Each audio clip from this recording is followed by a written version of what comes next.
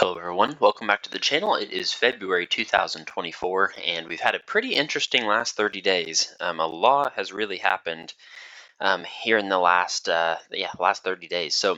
I made base income this month, $13,076. Taxes were 3,400. Basically everything the exact same as last month. Take home pay $8,866. Next month I should be getting my yearly bonus. So they've released the multiple. Our multiple was I'll say it was high. It only goes up to 2, and so 2 is the highest. Like if we hit every single possible metric, and so my target bonus is 16%, but I should actually be getting about 30% bonus this year. So that should be right at like $40,000. I'm pretty sure in March. So I'm probably going to take home like 26,000 of that, and then 15,000 will probably go to taxes. But that will come like early in March, and I'll just apply all of that towards house number 8. Then for my wife here, um, this was her last week at her main university job that she's had now for like 10 years. So we've been dealing with some like babysitting stuff. Basically, our original plan did not go as we thought. So we've had some special family stuff come up in the probably the last like 2 weeks or so. So we've been having to watch our baby for the past probably past 2 or 3 weeks, basically every day without any help, and so that we both made the decision that it'd probably be cheaper just to have my wife like leave her job and do adjunct teaching and watch our baby during the day versus try to find a babysitter last minute and get on the waiting list and all that stuff. So her last day at the university was late February here, and the reason that her income is so high, she had like 200 and something days of PTO or something ridiculous that she had saved up where she could bank it. And when she left the company, they paid out her PTO, so that was like $9,000. So she got paid out her PTO.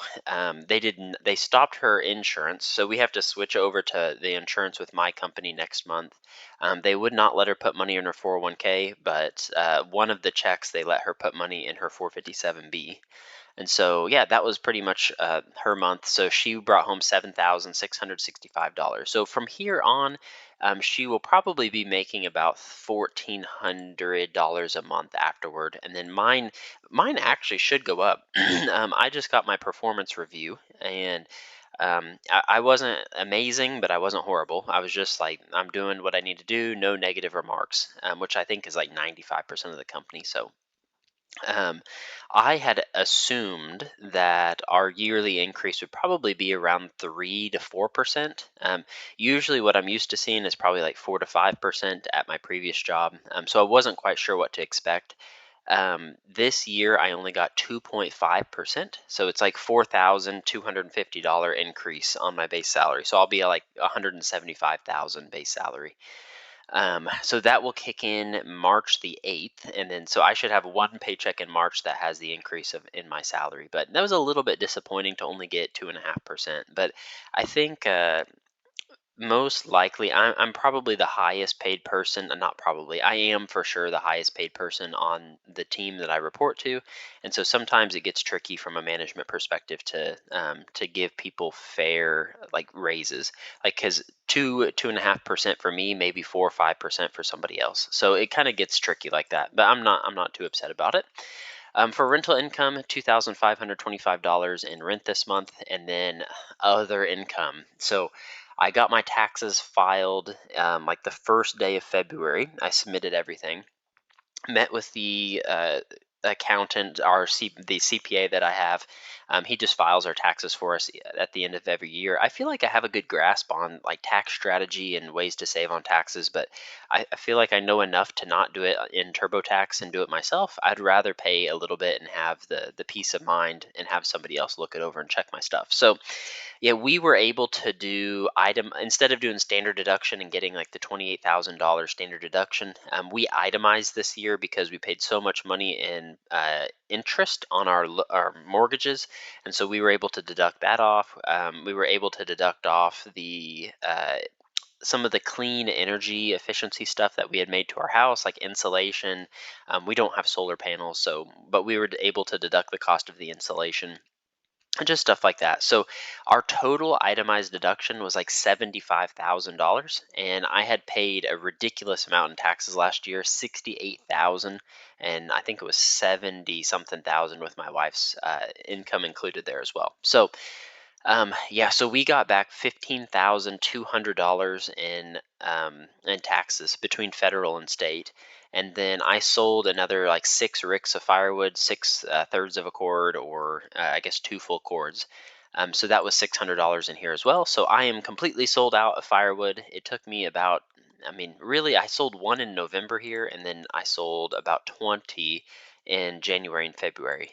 So I'm completely sold out. I only did 24 thirds of a cord or 8 full cords or 24 ricks of firewood. So I will start doing that for next year, and it takes about 8 to 12 months to season. So I've got to start getting the supply ready for next year and probably do that again. But gross income for the month was 45,000. Take home pay was 35,000. So lost $10,000 to taxes. But next month should be another really good month for me. Yeah, like I said, I should probably get, I mean, 40ish, 45,000 roughly, maybe $50,000 in gross income, just from mainly the bonus. And then I will get my first round of stock options that will start to vest, and so that should be somewhere between 15 and 20,000. I'm not quite sure since I've never gotten it before, but yeah, that will start to kick into effect, and then 3 years later, I should be able to sell that company stock, and then yeah, it'd be all profit after that, minus some taxes. But net worth wise, no real crazy stuff going on with the properties. Everything just going up 2% per year. For investments, I mean, it's another month we're heavy in the green, and so HSA accounts at 61,000, our 401k is at 233,000, my wife's 403b, 457b accounts are 217,000. So we had an increase of like $24,000 again this month, which is just it's crazy. We are dialing back the retirement just a little bit. I would like to prioritize. I probably talked about this a while ago, but I would rather prioritize paying off our house right now. I'm doing good with work. The drive it's been a year now almost that I've been driving 2 hours a day. It's wearing on me a little bit, but not too bad. So, yeah, I think we want to work towards the point where we pay off our primary residence to reduce our monthly expenditures. And then once our primary residence is paid off, we start buying rental properties super fast after that. Probably in cash since interest rates are still super high. But if interest rates drop, then we'd finance some of them. But yeah, and then once I get to the point where we have maybe 10 rental properties and maybe can make like $6,000 or $7,000 in take home pay in cash, then I will most likely leave my main job. So we're kind of working towards that point. The reason I'm not maxing out my retirement is, well, one, we're 29 years old, and we have $500,000 in our retirement right now. And so, even if I just completely stop contributing to these retirement accounts, like from here on, when I would turn 65 at an 8% rate of return, this would be about $8 million. So, yeah, so that is, I mean, we should be good in terms of retirement accounts. For our debts, made minimum payments on everything except for the house. We put a giant chunk towards the house this month because we got our tax return. So ended up putting $24,807 towards it. So we are way ahead. So that was like $20,000 more than what we had originally planned for. We should be at 490,000 if I wanted to pay off the house in 5 years. We're actually at 463,000. So we're way ahead, which is perfect. So if I scroll to the bottom here, I have already taken off, it looks like 4 months off of the back end of this loan here. So it says if I keep on pace with what I have here in column G, which may be a little tricky, I should pay off the house in April 2028. So a little over 4 years away, but pretty close. Cash wise, nothing really changed here. $30,000 in checkings account. Just all the overage we applied to house number 8, like I said. And then for a rental account, we were at 21,968. So yeah, getting a good amount saved up in there. But net worth at the end of February is sitting at 1.358 million, or $1,358,658. And in terms of our goal pace, we are about $400,000 ahead of our goal pace of having $4 million by 40 years old. So we're killing it. And mostly it's due to stock market, and some bonuses that I've been making from work. After March, not a whole lot of, I don't anticipate any bonuses coming in, and I would say a 99% chance that I will not get any bonuses coming in, all the way from March until next March.